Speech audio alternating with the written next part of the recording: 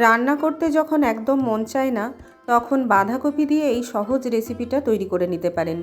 খুব অল্প সময়ে যেমন হয়, খেতেও কিন্তু অপূর্ব হয়।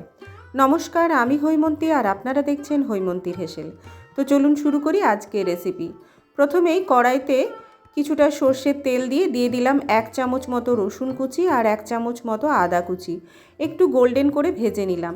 এরপর একটা ছোট সাইজের পেঁয়াজ কুচি দিয়ে হালকাভাবে একটু ভেজে নেব। পেঁয়াজটাকে কিন্তু গোল্ডেন করে ভাজার প্রয়োজন নেই।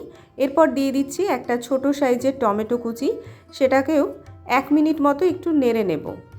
এখন এর মধ্যে ছোট চৌকো করে কুচিয়ে রাখা বাঁধাকপি দিয়ে দিলাম, দিয়ে দিচ্ছি কিছুটা গাজর আর দিচ্ছি মটরশুঁটি। পরিমাণ মতো নুন দিয়ে দিলাম আর দিয়ে দিচ্ছি হলুদ। এরপর সমস্ত উপকরণগুলোকে ভালো করে একবার মিশিয়ে নেব। নুন দেওয়া আছে, তার জন্য বাঁধাকপি খুব সহজেই নরম হয়ে যাবে। এখন গ্যাসের ফ্লেম লো করে দিয়ে ঢাকা দিয়ে বাঁধাকপি 80% সেদ্ধ হওয়া অবধি অপেক্ষা করব। 80% যখন সেদ্ধ হয়ে যাবে, তখন বাঁধাকপির মধ্যে দিয়ে দেব বেশ কিছুটা ক্যাপসিকাম আর দিচ্ছি ঝালের জন্য কাঁচা লঙ্কা আর বেশ কিছুটা ধনেপাতা। এই রেসিপিতে ক্যাপসিকাম এবং ধনেপাতা অবশ্যই দিতে হবে। এটা দিলেই এই রেসিপির স্বাদটা সম্পূর্ণভাবে পাওয়া যাবে। ঢাকা দিয়ে রান্না করে নিলাম আরও 2 মিনিট। দিয়ে দিলাম সামান্য একটু চিনি আর একটা ম্যাগি মশলার ছোট প্যাকেটের অর্ধেকটা।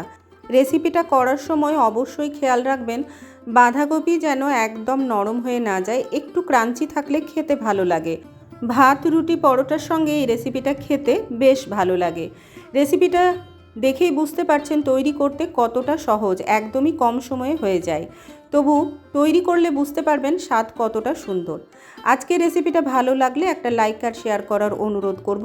আর নতুন বন্ধুদের অনুরোধ করব চ্যানেলটি সাবস্ক্রাইব করে পাশে থাকার। দেখা হচ্ছে নতুন একটি পর্বে। ভালো থাকবেন, সুস্থ থাকবেন।